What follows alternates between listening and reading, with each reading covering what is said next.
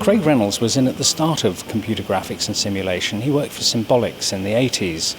Craig, how would you describe the focus of your work? I've had a long-term fascination with natural complexity, and since childhood have been interested in ways to recreate those phenomena in computational models. What sort of benefits do we get from the approach that you've taken? So the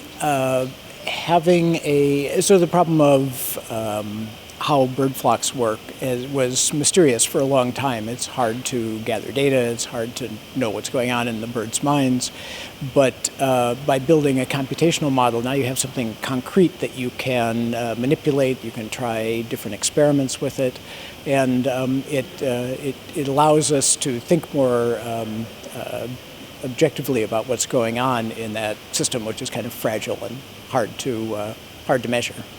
What did you actually do? How did you go about exploring these phenomena?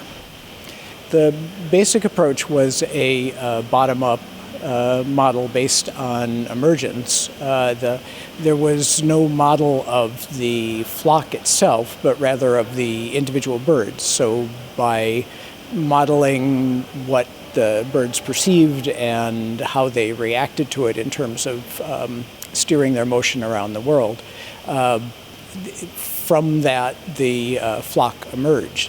And that's what we assume would happen in nature. The question was, could we get that to happen in a computer? So Craig, what's the significance of this work looking into the future? Well, I had originally developed it as a technique for computer animation, but it's been more widely used in science and studies of complexity. And this class of model is helpful for understanding those kind of phenomena. Craig, thank you very much. Certainly, my pleasure.